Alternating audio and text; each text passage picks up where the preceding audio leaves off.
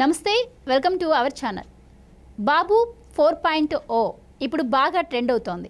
ఎందుకు అంటే చంద్రబాబు నాయుడు గారు ప్రమాణ స్వీకారం చేసి సరిగ్గా ఇవాళకి నెల రోజులైంది. మరి ఆయన ఈ నెల రోజుల పరిపాలన ఎలా ఉంది అంటే, బాబుకి పరిపాలన కొత్త కాదనుకోండి, కాకపోతే ఈసారి జరిగిన ఎలక్షన్స్ అయితే చాలా డిఫరెంట్గా ఉన్న సంగతి ప్రపంచవ్యాప్తంగా తెలిసిందే. మరి ఈ నెల రోజుల్లో ఆయన ఇచ్చిన హామీలను ఎంత మేరకు నెరవేర్చారు, ప్రజల్లో ఎలాంటి సంతృప్తి కలిగింది, అలాగే ప్రతిపక్షాల అసంతృప్తి ఎలా ఉంది, ఓవరాల్గా ఆయన నెల రోజుల పరిపాలన గురించి మరిన్ని వివరాలు తెలుసుకుందాం. మనతో ఉన్నారు సీనియర్ పొలిటికల్ జర్నలిస్ట్ డివి శ్రీనివాస్ గారు. నమస్కారం సార్. నమస్తే సార్. చంద్రబాబు నాయుడు గారు అధికారం చేపట్టి సరిగ్గా ఈ రోజుకి నెల రోజులు అవుతోంది. సో మరి ఆయన రాగానే 5 సంతకాలు పెడతానని చెప్పారు, అలాగనే చేశారు. అలాగే ఉచిత ఇసుక ఇస్తామన్నారు, అవన్నీ నెరవేర్చారు. అంటే ఇంకా దీనిపై అయితే ప్రతిపక్షం అని చెప్పలేం, కానీ వైసీపీ పార్టీ అయితే ఇప్పటికీ కూడా ఆరోపణలు చేస్తూనే ఉంది. సో ఆయన ఎంతవరకు ఇచ్చిన హామీలను నెరవేర్చారు, ఓవరాల్గా ఈ నెల రోజుల పరిపాలన ఎలా ఉంది అంటే ఏం చెప్తారు?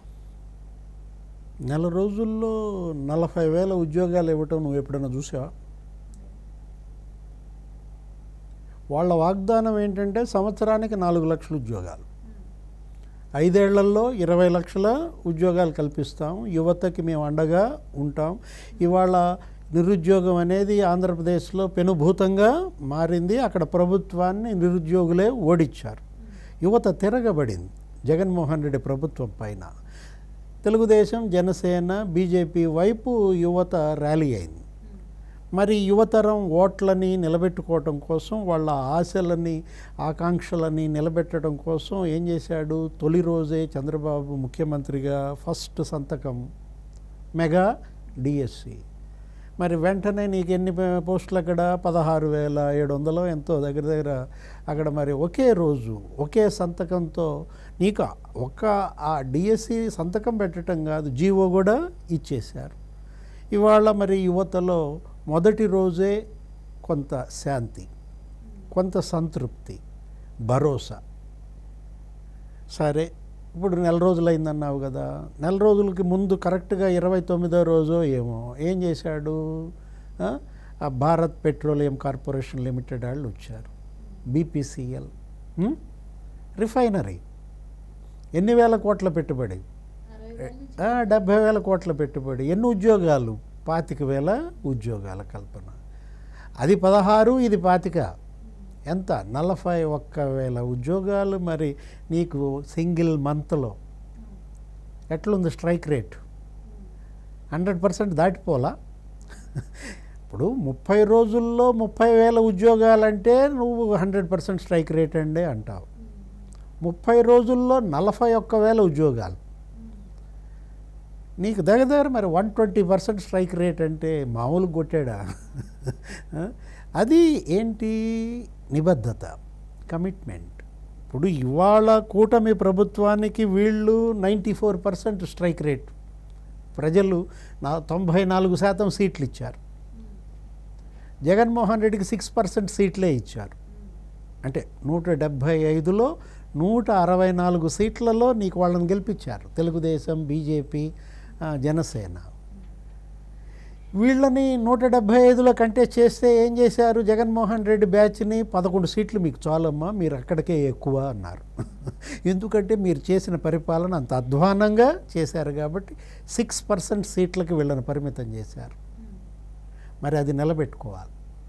ప్రజలు ఇవాళ ఆకాంక్షలు అంత ఎత్తున ఉన్నప్పుడు వాళ్ళకి న్యాయం చేయడం కోసం ఆయన ఏం చేశాడు? మొదటి రోజే సీఎంగా ప్రమాణ స్వీకారం చెయ్యకముందే జంగిల్ క్లియరెన్స్లు చేసేశారు. అమరావతిలో కంపలు నరికివేత, 650 ఎకరాల్లో నీకు కొట్టేయటం మిగించేశారు. అసలు లైట్లు దగ వెలిగించేశారు. సీడ్ యాక్సెస్ రోడ్డు మొత్తం నీకు లైట్లు వెలిగాయి. అక్కడే కాదు, రాష్ట్రం మొత్తం వీధి దీపాలు వెలిగాయి. ఇంతకుముందు ఎందుకు వెలగలా? ఇంతకుముందు అసలు బల్బు మార్చిన దిక్కుందా జగన్మోహన్ రెడ్డి పరిపాలనలో? అంటే బల్బు డబ్బులు కూడా వాళ్ళ జేబుల్లోకే పోయాయి. ఇలాంటి పరిస్థితుల్లో వీళ్ళు మరి 5 సంతకాలు మొదటి రోజు చేశాడు. రెండో సంతకం ల్యాండ్ టైటిలింగ్ యాక్ట్, రైతుల నెత్తిన పాలు పోశాడు. నేనున్నానని భరోసా ఇచ్చాడు. ఏంటి? పాస్ పుస్తకం మీద నా ఫోటో ఉండదు, నీ ఫోటోయే ఉంటుంది, నువ్వు రైతువి, మీ తాత ముత్తాతలు ఇచ్చిన పొలం మీద నా ఫోటో ఏంటి జగన్మోహన్ రెడ్డి ఫోటో చించేయండి అన్నారు. వాళ్ళు వరుస పెట్టి పాస్ పుస్తకాలు ఈయన చెప్పకముందే చించేశారు. సర్వే రాళ్ళు మీద కూడా జగన్ ఫోటోలు వేసిన పరిస్థితి మనం చూసాము. అసలు ఈయన ప్రమాణ స్వీకారం చేయకముందే పోయి పీకేశారు సర్వే రాళ్ళు. రేపొద్దున మళ్ళీ కొత్త సర్వే రాళ్ళు లేపిస్తే వాటి మీద జగన్ ఫోటో ఏమీ ఉండదు. అంటే జగన్ చేసిన తప్పిదాలు జనం ఇవాళ ఈ శిక్ష అతనికి సరిపోయిందన్నమాట. ఇప్పుడు ఆ 5 సంతకాల్లో కూడా 3వ సంతకం ఏంటి, పెన్షన్ పెంచేశాడు. ఏంటి, సింగిల్ స్ట్రోక్ 1000 రూపాయలు పెరిగిపోయింది నీకు పెన్షన్. ఒక దెబ్బకి 3000 నుంచి 4000 పడిందంటే 3000 ఇంకా పాత బాకీ కూడా కలిపి 7000 తీసుకుపోయి అసలు ముఖ్యమంత్రి పేదవాడింటికి వెళ్ళి ఇవ్వటం ఎప్పుడన్నా ఉందా? ఆయన ఏంటి చంద్రబాబు నా ఇంటికి రావటం ఏంటి, నా నులక మంచం మీద కూర్చోవటం ఏంటి, నా ఇంట్లో టీ పెట్టి తాగటం ఏంటి అని అతను బిత్తరపోయాడు. ఎవరు, ఆ రాము నాయక ఎవరు అతని పేరు. అతని దశ మారిపోయింది. ఏది, ఆ రోజు పెన్షన్ ఇవ్వటం కాదు, ఆ కుటుంబాన్ని నిలబెట్టాడు, మీకు ఇల్లు కట్టిస్తానన్నాడు, మీకు 3 సెంట్లు స్థలం ఇస్తానన్నాడు. అది కదా నాయకుడు, అతను కదా కోరుకున్నది జగన్. ఏం చేశాడు జగన్మోహన్ రెడ్డి? ఎందుకని అలా భరోసా ఇవ్వలేకపోయాడు? ఇప్పుడు అదే కాదు, ఇవాళ ఆ 1000 రూపాయలు పెంచడానికి జగన్మోహన్ రెడ్డి 4 ఏళ్ళు నానా నరకం చూపించాడు. 250, 4 బటన్లు నొక్కాడు. ఒక బటన్ నొక్కాల్సింది. ఎందుకు ఆ బటన్లు కూడా నొక్కింది? సాక్షిలో యాడ్స్ కోసం. 130 బటన్లు నొక్కినట్టుగానేమో జనం ముందు బిల్డప్ ఇచ్చాడు. 130 పదులు 1300 కోట్లేమో ఆయన సాక్షి కంపెనీ ఖాతాలో వేసుకున్నాడు. ఏం జరిగింది దాని ఫలితం? 151 సీట్ల నుంచి 11 సీట్లకు పాతేసి పెట్టారు. ఇప్పుడు ఆ 5 సంతకాల్లో నీకు నైపుణ్య గణన, స్కిల్స్ సెన్సెస్ ఏంటి, ఇవాళ గనక నీ నైపుణ్యం ఎంత నాకు తెలిస్తే నీ నైపుణ్యాన్ని అభివృద్ధి చేసే శిక్షణ ఇస్తారు. నీ నైపుణ్యాలను పెంచి నీకు ఉపాధి ఉద్యోగ అవకాశాలు కల్పిస్తారు. ఇప్పుడు అది వస్తుంది మనకి BPCL 25,000 ఉద్యోగాలు రావటం. అట్లాగే రేపొద్దున మళ్ళీ ఇంకొక ఫ్యాక్టరీలు వస్తాయి, కంపెనీలు వస్తాయి, పెట్టుబడులు వస్తాయి. ఢిల్లీ వెళ్ళాడు, అక్కడ జపాన్ రాయబారితో మీటింగ్ అయ్యాడు, బెల్జియం రాయబారితో మీటింగ్ అయ్యాడు. ఏంటి, ఎలా ఆంధ్రప్రదేశ్ని మళ్ళా పెట్టుబడుల గమ్యస్థానంగా మార్చాలా, గతంలో ఉన్న చెడ్డ పేరు ఎలా తొలగించాలా. వెళ్ళిన చోటల్లా ఆయన అడుగుతున్నారంట, ఏమని, మీ రాష్ట్రంలో మరి వాడున్నాడు కదా, మేము ఎట్లా వస్తాం, అతను వస్తే మళ్ళీ రావటం కష్టం అండి అంటే, ఆ భూతాన్ని భూస్థాపితం చేసే బాధ్యత నాది అన్నాడంట. ఆ భూతానికి భూత వైద్యులు జనమే అని చెప్పారనమాట. అంటే ఏ విధంగా జగన్మోహన్ రెడ్డి ఆంధ్రప్రదేశ్కి ఒక భూతంలా పట్టి పీడించాడు అనేది ఇవాళ మనకు కనపడుతోంది.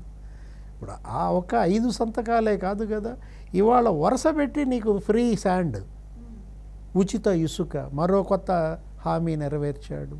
ఇంతకుముందు ఆ ఇసుక కోసమే శిరోముండనాలు చేశారు, ఆ ఇసుక కోసమే హత్యలు చేశారు. మనం చూసాం ఏ విధంగా వీళ్ళు ట్రాక్టర్లతో గుద్దిచ్చి చంపారో మనం చూసాం. మా ఊళ్ళో ఇసుక ఎత్తుకెళ్ళొద్దు అన్నందుకు చంపేశారు, శిరోముండనాలు చేశారు.